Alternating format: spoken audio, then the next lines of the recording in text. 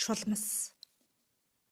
Шулмас хэмээх нь өөрөө эм хүний бие мах бодит эрч хүч авч бяр тэнхээ суусан эгэл хүний хар сүнсийг хэлсүг. Шулмас хэмээх нь олон янзын дүртэй зөнхлөн харагдах гол дүр нь зараа мэд арцгар үс гизэгтэй зунгаг ноорхой цоорхой хувцастай зовлонт биеийн дүр гар саруун энд тэндээ янз бүрээс сэжэстэй эдээ бээр маажуураар хучаастай элдв янзын үнэр танарт нэвчээтэй ирээ цэргүй айхавтар хар сүнс бий. Атгаг санаатныг хөлөглөгч аймхаа нийгмийн бид шүглэгч аюулхай орчмоор нь тамлагч алдмаахан бие нь шингэгч оюун бодлыг хувирган эзэмдэгч оройд ирэх өндөр өвгдийнх нь шүдний өвчин болсон гэдтэй. Ичхүүргүй авайг төмөн янзаар гаргаж элдв найланхай зүйл хөдөлгөөн хийж энд тэндээсээ эд зүүсгэл унжуулж игэл зүс төрх нь үл үзэгдэх сүнстэй. Шулмын ам болсон бүтцийн дүр нь хүний махан биетэй тунд өхөө. Шулм нь бүтцийнхээ хувьд ам болсон улаан голтой, арвин олон бодлон хамгаалалттай, ахиад бас үгэн хамгаалалттай, арцгар хуруу хумсан зэр зэвсгүүдтэй. Айхтар хар эрчмүүдийг өөртөө хураасан буй. Хачин жигтэй шулмас хэмээх нь харын 43 их эрдэмтэй шулмас хэмээхийг дарахын тулд зан ааш сэтгэл зүрхийг нь хувиргаж заслыг нь хамгаас урьдч хийдэг юм. Шулмас хэмээхийн дуу нь айхтар, оюун бодол нь хурц хүчрэхэг, хэргаргийн баргийн болохгүй зүйлийг оюун бодлоосоо гаргаад тавьчихдаг хэрсүүн дэнтсэн нэгэн сүнс. Хамаг олон үрсийн дунд хаа сайгүй л оршиж байна. Өнөө нартад энэ хорвоо дэлхий дээр 3673 шулмас оршиж байна. Энэ л шулмсууд өөрсдөө янз бүрийн овог отгуудын үүсэл гарвалтайж байна. Маш олон янзын эрчмүүдийн хуралдаанаас үүссэн ч байна. Шулмас бол хамаг хар муу зүйлийг оюун бодлоосоо гаргадаг их элдвтэй. Шулмас хэмээхийг урхитахдаа эд зүйлс, махан бие, оюун санаагаар урхитаж дууддаг юм. Шулмас хэмээх нь өөрөө харын судартай. Шулмас дээр нарны илч ойхот хөрсдөд сүүдэр нь хаяад устдаг. Шулмсын хурсан эрчим их хэрсүү маш олон янзаар хувирдаг. Шулмсын үүсгэсэн эрчмүүдийг үүсэл гарвлаас нь дарахгүй бол тухайн үеийн хувирсан эрчим нь дахин хураад байж байдаг. Тийм учраас тэр эрчим хаанаас ямар шулмсаас үүсэлтэй улбаатай байгааг нь мэдэж эрчмийг нь хөөж шулмсыг өөрийг нь дарах хэрэгтэй. Ямар шулмсаас үүссэн хар эрчмийг нь хэн хуралдуулсан гэх мэтэр хөөсөөр шулмсыг нь олж хамттан дардаг. Шулмсын хүмүүний махан биед шингэх үйц хамгийн муу зүйл бол хүмүүний шунхаг сэтгэл, оюун бодол, санаа, зүрх сэтгэлийн хувирсан байдал зэргээс үүдэлтэй. Хэрвээ шулмсанд өртөөд шулмсыг бийжүүлж ихвэл хүмүүний дотоод амин чанар руу орж байж түүнийг дардаг. Хүмүүний махан бие рүү ороод зогсохгүй хүмүүний дотоод ертөнц рүү орох чадaltaй. Шулмас хүмүүний махан биед аль нэг хүр дээр давнаж орж чаддаггүй.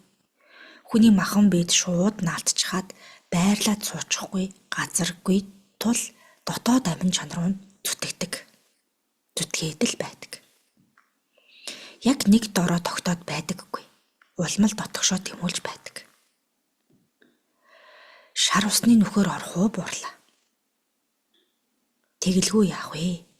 Хүмүүний дотоод амин чанар дотоод гал руу зүтгээд байдаг юм. Хүмүүний махан биеэс шулмсыг гаргаж дарахад хамгийн багтаад дээд тэнгэрийн дээд багцлааны 3 онгод, дунд багцлааны 8 онгод, бага багцлааны 10 онгод тус тусдаа байж дарна.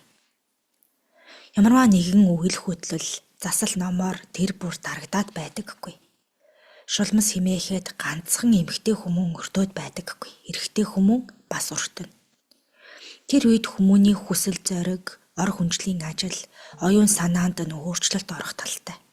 Нэг үгээр гормон дэв бузар руу чирч оруулчих гээд байдаг юм.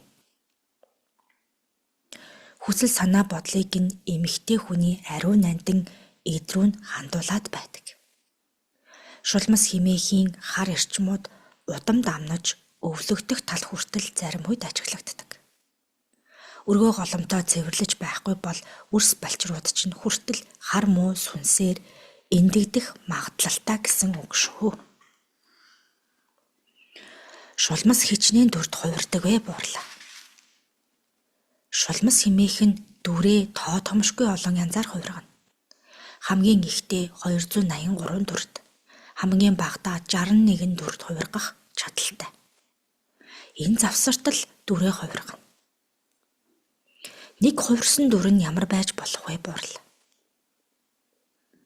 Урахай нойрхой хувцастай байвал эгэлж ширийн хүний дүрд хувирч болно. Гоо үзэсгэлэнгийн огтагны дүрд хувирч чадна. Өөр бусад өгсөн хүний дүртэд ч хувирна. Ямар шидүүдийг ашиглах вэ буурлаа. Хамгийн гаргууд шидэн оюун бодол, зүс царай, үзэл бодол баримтлалаа их хувиргадаг. Тийм л шидэнд гаргууд. Хүнийг гормон дэв бузар руу татаж оруулчих гээд байдаг. Энэ шуламсууд үржих чадвар сайтай, хар сүнсүүд өөрсдөө ер нь үржиж олшрох чадвар өндөртэй. Өвгөн миний түрүүнд айлцснаас хойш өсөөд яг одоогийн байдлаар 3897 болсон байна. Хорон мөч өнгөрхийн хэрээр үржин цөөрнө. Дүрээ хэрхэн хувиргаж байгаагаас бас хамаарна. Шулмас шулмасаасаа үүснэ. Шулмсын овгийнхонд толгойн сүнс гэж байхгүй. Харын тэр зохион байгуулалттай сүнсүүдээр удирдуулдаг. Ямар хүчээр дардаг вэ буурлаа. Дээд багцлааны 3 хонгод байхад болно. Эренбээсээ хамаарна. 3 хонгодын улаач нь 1 байж болох уу буурлаа. Улаач нь заавал 3 байна. Бүгд нэгэн зэрэг хүчээ нэмэгдүүлж байж дарна. Далдын дүрээрээ бус заавал улаачийн бие дээр бууж байж дардаг юм. Ийм хар сүнсүүдийг ерөөж магтаадал дарчхна гэж эндүрсэн улс олон байна та. Тийм юм гэж хаана байх вэ? Хэрвээ 3 шулмас нийлээд нэг хүмүүний махан биед байна гэж бодоход 9 улаач 3-3-аараа нэгээр нь хуваан авч дарах хэрэгтэй. Хэрвээ 9 шулмас ёсүүлээ зэрэг дайрвал дайн маш удаан үргэлжилнэ. Дайны зохион байгуулалттай байж дарна. Хэрхэн дайддаг вэ буурлаа. Энэ бол өвгөд бидний нууц. Яаж дайдах, ямар шид хэрэглэх энэ бүхэн дараагийн задаргаа судруудал орно. Хүмүүний биед шулмас байна гэдгийг ямар шинжээр мэдэх бол буурлаа. Хүмүүнд тэр бүр шинжин илрээд байхгүй. Хар муу сүнсийн шинжил илэрнэ. Хар муу сүнс хүмүүний махан биед орохоор яадаггүй. Үрс ажиглаж чадвал зурж өнгөрч буй эм хүйстний хүмүүний ариун нандин идрүүн шундаг. Шулмас эрэхтэй хүмүүний махан биед тогтохоор гормон дэв бузар руу оруулчих гээд байдаг. Шуламсанд өртсөн хүн илүү татагдаж, шунаж, хорсож харах үед тэр шинж нь илрэх боломжтой. Эмэгтэй хүн өртсөн бол дур хүсэл нь огцом нэмэгдэнэ. Хүсэл бодол, ариун санаа нь маш богинохон хугацаанд хүчтэй өөрчлөгдөж, махан бие нь ихээр өвдөнө. Байнга биш, маш хүчтэйгээр огцом гинэтхэн өвдөнө. Аль хэсгээр нь өвддөг вэ буурлаа. Аюулхай, зүрх, уушиг, махан биеийнх нь нуруу булчингуудаар их хүчтэй өвдөнө. Удаан байгаад хүчээ авсан үед бүгд нэгэн зэрэг өвдөн. Шуламсийн нүд рүү хараад мэдэх боломжтой болов бурлаа. Мэлмитэй хүмүүс хар муу сүнсийг харахтаа заавал хувирсан дүрийг нь хуу татаж байж бодит дүрийг нь харж ялгана. Дүрээ олон хувирсан хар муу сүнсний өөрийнх нь амин дүрийг харах хэрэгтэй. Тэгж байж ялгана. Хэрвээ шулмас бол хар муу дүртэй, сэгсээсэн үстэй, үсэнд нь ямар нэгэн юм наалтсан, эдэлж хэрэглэж байгаа хүүхойг нь уранхай ноорхой, шалбархай, зарим нэг хэсэг нь байхгүй, сүнснийх нь өөрийнх нь гар хөл биеийг нь харж чадвал энд тентгүй хөхөрсөн, шалбарсан, зүсэгцэн маачсан байгаа. За үрс шуламсын талаар энэ сударт ингээд боллоо. Чарлба.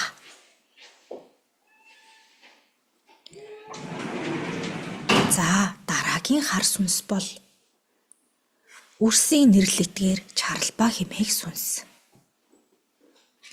Үрс өнөө цагт чарлба гэж нэрлэж байгаа болохоос биш, уг нь өвгөд бидний үед үүнийг чарлаа гэж нэрлэдэг байлаа. Учир юу байна вэ гэвэл чарлба гэдэг нэр шашин номын нэр дотор бас бий. Чарлаа хэмээх нь өөрөө түмэн янзын хятансан, гийнсэн тэр шулмын инээдүүд түмэн янзын орилон чарлаан, аврал хүссэн дуу хоолой бүхнээр үлээд үргэж байдаг. Энэ чарлагийн эрчим сорж авах ам нь хоолондоо байдаг. Дээрээ байгаа ам нь гадагшаа хүч чадлаа гаргаж байдаг ам юм. Энэ чарлааны түмэн янзын дуу хоолойнууд бий. Аврал, буян орилсон, хүсэл шунлаа илэрхийлсэн олон янзын авайг гаргадаг. Хүмүүний дотор айдас, чихүүдээс төрүүлэм. Оюун бодол тархин ажиллахаасаа байх, махан биеэ удирдах чадах тэнхээгүй болох, хараа хяналтгүй ховсдуулах тийм хүчтэй дуу авайнуудыг өрөөсөө сүнсэн дүрээсээ гаргаж байдаг. Чарлаа хилтэвтэй. Дүрээ тийм олон хувирга гахгүй, хоолойныхаа цар хүчийг өөрчилнө. Гаргаж байгаа авай сүнсэн дүрэн тусдаа. Тэгсэн хэрнээ түмэн янзын хайхтар орилон чарлааныг чанга суулж гаргана. Хүмүүний зөвхөн бодол оюунд тархин дотор нь сонсогдох хуйцаарч гаргана. Гаргаад дуу авайг нь түмэнтэй сонсвол хамгийн багадаа 4 буюу түүнээс дээш сонсвол хүмүүний оюун бодол махан биеинд ховсдуулдаг. Ховсын шинжтэй. Чарлагийн харын талын таньж мэдсэн эрдэм нь 59. Хүмүүний махан биеийн сонроор дамжиж орно. Тэгснээр хүмүүний бодол санааг эзэмдэж махан биеийг удирдана. Түмэн янзын архирсан, аашилсан, орилсон, уйлсан, говшилсан чимээнүүдийг гаргана. Чарлааг дарж устгахын тулд сайн авайг өөдөөс нь гаргаж байж таарна. Чарлааны сүнсний бүтцэн элдв янзын амин альбан тэрэнгийн дүртэй төхөө. Нүдтэй нүдгүй, амттай амгүй хар сүнс юм уу гэд харахны хар сүнсний дүр цөөхөнтэй харагдана. Эсвэл зүгээр эрчим юм уу гэд харвал эрчмийн дүр цөөхөн харагдана. Тиймээс чарлааг гаргаж байгаа дуу авайгаар нь ялгана. Чарлааны хүч чадлыг дарах олон арга бий. Өвгөд буурлууд буугаад дарсан ч чадна. Хамгийн гол нь хүмүүний махан биеэс салгаж гаргахад л оюун бодол тэнхээ тамирыг зарцуулдаг юм. Хүмүүний биед орсон бол яаж мэдрэгдэх вэ буурлаа? Хүмүүний махан биед орвол ялгаагүй түмэн янзын дуу авай чимээг гаргана. Чимээгүй сууж байгаад гів гинэтгэн орилж чарлана. Орилгоос өөр ямар зан арвин гаргах вэ? Элдвэр хараах уу буурлаа. Уйлан, гиншин, энд тэнд хан самардан. Хар чарлаанд өртсөн хүмүүн ганцаардсан мэд дүртэй харагдана. Гинэтгэн орилж чарлана. Юм авч шидэн ойр байгаа зүйлээ авч шидэн хахлана. Хүн рүү дайрах уу буурлаа. Архирч байгаа юм чин дайралгүй явах вэ? Ийм сүнсний нэрийг өгöd бид чарлал гэдэг байсан юм. Энэ чарлаа энд тентгүй бий. Уул хадан доторч бий. Хүмүүн олноороо сурших хотол өргөөнүүдэд ч бий. Чарлааг ангуучлах үрс гэж тусдаа бий. Цонрын хүчин нээгдсэн үрс бий. Хаана ямар аваа гарч байна вэ? Тэнд ямар хар сүнс байна вэ гэдгийг мэддэг үрс. Авааны эсрэг яаж аваагаар дайдах вэ? Ямар зүйлс ашиглах вэ гэдгийг мэддэг үрс бий. Тэдгэрийг тусдаа бэлддэг юм. Энэ мэлмиднүүд гэдэг үрстэй төхөө. Заавал утлаач байх албагүй юм байна тийм үү бурлаа? Тэглэхгүй яах вэ? Тусдаа бэлтгэгдсэн үрсэд дуучид, хөөмийчэд, уртын дуучид багтахгүй бурлаа. Энэ дуулаад, хуурдаад, игшиглээд байгаа үрс чинь өөрсдийн гэсэн тусдаа үйлдэл, чиглэсэн хармуу сүнсүүдийг дарддаг нь байна. Түмэн янзын үрсийг сэргээдэг нь байна. Альвааг нийлүүлж, бүтээдэг нь байна. Тийм учраас заавал тэр үрс байх албагүй.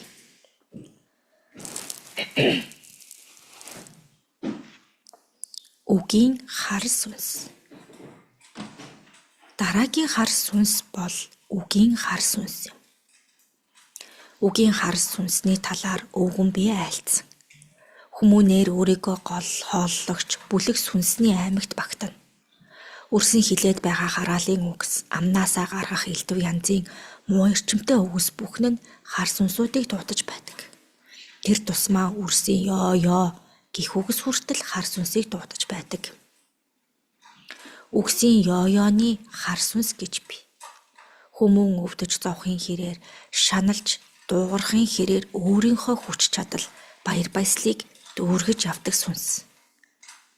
Хүмүүний махан бие дээр ёо химээх үгний эрчим хурсан үед ёогийн сонортой эрчмийг нь таньдаг сүнсүүд ирж байдаг юм. Хүмүүний махан биед наадаад хүмүүнийг уламл өвтгөж зовооно. Тэд хүмүүний махан биед амааран дамнаж, шингэн, дуу хоолойных нь хүртэн дээр очиж сууна. Энэ ёоны сүнснүүд чинь бас муучгүй 45 эрчмийг сурчсан өөртөө хар эрчмүүдийг уламл ихээр нааж байх хүсэлтэй.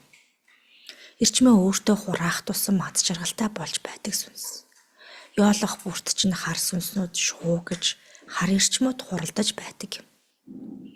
Ёо химээх дуунд хүртэл учир бий. Хизээ ямар үедээ ёолохоо мэдэж байна. Өвдөж байсан ч шүдээд суу, хизээ ямар үед амнаасаа ямар аваа гаргахаа тунгааж бай. Хилмээр байвал хилээ хац. Ёолохын хар гай, ёолохын тоогч нь л нэмнэ. Ёолохын зовлон амны алдас химэхтэй адилна. Махан биендэл ирнэ. Эрт өтөөгөө цагт өгöd бид өвдөж зовж байсан ч ёо, үхлээ, хатлаа химээх дууг амнаасаа гаргаж байсангүй. Өвдөж зовж байсан ч өөрийн махан биеэ хурааж зүгтдэггүй. Өөрөө л хар мууг нэмж дууддаггүй химээх ухаантай байлаа. Ухаан байхгүй, үг байхгүй, үйлдэл байхгүй, өнөө цагийн үрс та нар өөрсдөө ер нь харж байна уу? Ёрлон дуудахын ёо гэдэг үг махан биеийг чинь уламл өвтгөн. Ерөөж магтах үгсийг ашиглаж байвал айтаахан та. ертөнцийн хар мууг нэмжил байна да үрс та нар. Өнөө цагийн үрсийн домчийн газарт энэ сүнсүүд энд тэмдэггүй л харагдаж байна. Үрс та бүхэн өвдөж зовсон ч амнаасаа гарах үгсээ тунгаа. Аваа их шиг бүхэн чинь сүнсний эзэнтэйг сана. Ам химээх ид чинь үрс та бүхэнд зүгээр ч нэг байдаггүй юм. Ам химээх ид чинь үрс та бүхэнд нэг байгааг сана. Гарч байгаа энэ л аваа бүхэн чинь махан биед чинь буцаж ирдгийг санах хэрэгтэй. Махан биеэ үрс минь магтаж өрөөж бай.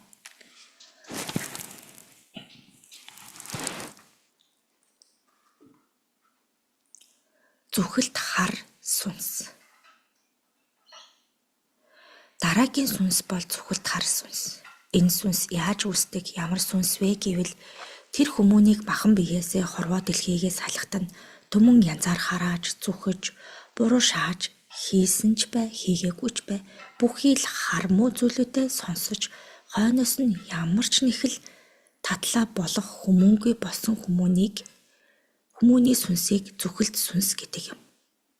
Хүмүүн энэ хорвоо дэлхий дээр ямар зүйлийг хийж бүтээн, бусад хүмүүнд юу гэж дүгнэгдэн, бусад хүмүүнд ямар зүйлийг бүтээж өгнө, тэр бүхэн нь бас үрс та бүхний далтын ертөнцөд нөлөөж байдаг. Хармуу зүйлс хийгээд удам угсаанд тодорч гарахгүй, нэргүй, хийсэн бүтээсэн гавьяагүй, хамаг л хармуу бүхнийг өөртөө тосож, хамаг муугаар зэхүүлээд энэ хорвоо дэлхийгээс явсан ч сайнараа бус хараараа нэрн үлдсэн харах сүнснүүдийг зүхэл сүнсүүд гэж хэлээд байгаа юм. Хүмүүний сүнс тэр бүр амгалан одоод байдаггүй. Хүмүүний сүнс тэр бүр хөх тэнгэртэй гарчдаггүй. Хар муугаар зүхүүлж, хар муу үгсээр хүрээлүүлж, чиглүүлж энэ хорвоо дэлхийгээс халих амар гэж хөө. Өгсөн хүмүүний сүнсийн ясыг битгий өнзөлдүүлд гэдэг нь энэ. Нэгэнд хөх тэнгэрт гарсан нөгөө ертөнцөд очсон бол аль болох сайнаар магтаж өрөөж бай. Хийсэн хармуу зүйлийг нь битгий дурсаж бай. Энэ үед тэд өөрсдийнхөө сүнсний эрчмээ дааруулад зогсохгүй үрс та бүхний айлдаж хэлж байгаа үгсийн эрчимд ч бас дааруулдаг юм. Тиймээс үрс та бүхэн өнгөрсөн хүмүүний араас аль болох буян сайн үлдэж бай. Зүгэлт хар сүнс нь хүмүүний махан биед наалдахдаа ар нуруу хөлнөөс нь эхэлж наалдана. Мөн хоолой хүр дээр дамнаж хүмүүний махан биед орох гээд байдаг талтай. Хүмүүний махан биед наалдсан бол илрэх шинж тэмдгүүд нь ямар нэг зүйл бодож тунгаагаад орчлон хорвоо дэлхийгээс хурдхан халих юмсан гэсэн бодлуудыг төрүүлж байдаг. Хар сүнсний ерөнхий шинжүүд илэрнэ. Ийм хар сүнс наалдсан хүмүүний дотоод оюун бодол санаа маш хурдтай хувирна. Тогтож сууж чадхаа байна. Хүмүүний нүд рүү ихцэлж харж чадахгүй. Харц нь ийшээ тийшээ дальжцсан гүн. Шөндөө тайван амгалан унтаж чадахгүй, өөрийн ирэхгүй санаа алдана. Өөрийн мэдэлгүй уйлан энд тэндээ хүчтэй зохиулж байгаа мэт өвдөн. Юунаас болоод байгаагаа мэдэхгүй. Зүхэлд сүнсний дүр их олон янз. Энд тэндээ түлэгдэж, зоолгуулж, төмөн янзаар тамлуулж, сүнсэн дүр нь олон янзаар хугарсан, хөхөрсөн, няцарсан дүртэй байна. Зүхэлд хар сүнсийг дарах хамгийн гол арга бол зүхэлд хар сүнстэй гэрээ хилэлцээр байгуулах, яг яагаад зүхүүлсэн, юу болсон, яагаад энд зүхэлд сүнс болов.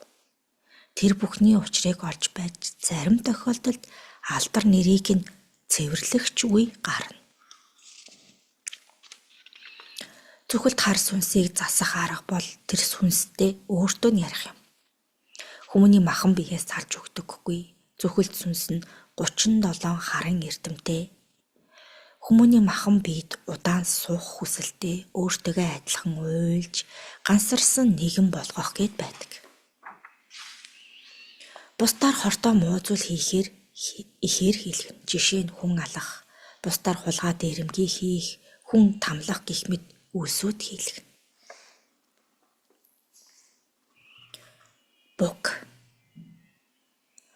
Буг бол харын ертөнцтэй хамгийн урт настай хар сүнснүүдийн нэг юм. Буг хэмээх нь хүний махан бие, идэл хэрэглэл, өргөө хотолд удаан оршин суудаг шуналт сүнснүүдийн нэг юм. Ямарваа нэг зүйлд хорогдох, ямар нэгэн орчин нөхцөлийг өөрөө бий болгоод түүндээ аль болох удаан суух хүсэлтэй. Бугийн овог гэж тусдаа бий. Энэ шунхан, сэтгэлдээ эдэнд шунсан, хорогдсон сүнснүүд олноороо байдаг. Бугийн сүнсүүдийг дарахын тулд дэнс гаргадаг. Өөрсдийнх нь хүсээд байгаа зүйлүүдийг нь өгч явуулна. Эсвэл бүр дарна. Бугийн сүнс нь харын 87 эрдэмтэй. Шидэн гэвэл өөрийн таатай орчноо бий болгох, түүндээ удаан орших, эдэнд шунсан бол эдэндээ улмал удаан байх, түүнээс илүүг хүссэн бүхнээ авах гэж шидүүдэд ашиглана. Буг нь хүмүүний махан биед аль ч хүр дээр дамнаж орж болно. Хүмүүний аль хүрд нь гацаатай, эрчим саармаг, эрчмийн хүчин сул байна, түүгээр дамнан орно. Хүмүүний махан бид шингэсэн бугуудыг ажиглаад байхад ихэвчлэн оройн хүр дээр дамнаж орсон байдаг. Маш их эд хөрөнгө цуглуулдаг хүмүүс байдаг. Тэр хүмүүс энэ бугийн овогтой холбоотой байж мэдхнээ тийм үү бурлаа? Тэгэлгүй яах вэ? Энэ бол бугийн гар хөл болсон гэхээс илүүтэй махан биед буг орсон байх магадлалтай. Эдлэл хэрэглэл цуглуулах нь хоёр талтай. Сайн тал нь гэвэл Тэнгэрийн санаа бодлооч цуглуулж болно. Муу тал нь гэвэл бугийн отгийнхан эсвэл шуналтны отгийнхны ч үйл байж мэднэ.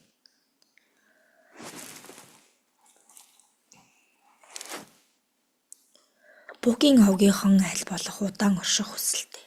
Эрүү саруул явж байгаа хүмүүний өргөө хотолж шунлаа гэж бодъё. Тэгвэл эхлээд хүмүүний махан биедэн шингэнэ. Ингэж шингэсний дараа өргөө хотлыг нь өөрийн хүсснээр хувиргана. Тоостой, шороотой, тортогтой, буртагтай, үнэртэй, амттай, ямар эрчимтэй, ямар дүр төрхтэй, ямар эд зүйлстэй байхыг хүснэ тэр бүхнээрээ хувиргана. Тэгээд түүнээ хүмүүнийг оршоогоод өөрсдийн хүссэн зүйлсээ улам цуглуулаад л байна. Тэгж байгаад хүмүүний махан биеийг өвтгөнө. Улам бүр өвтгсөөр хүмүүнийг халиагаад өөрсдийн овог отгийнхонтой нэгдүүлнэ. Нэгдүүлээд өнөөх өргөө хоттод нь удаан суршина. Эсвэл өөр хүмүүний идэл хэрэглэл махан бие зогтсонд дахин шингэнэ.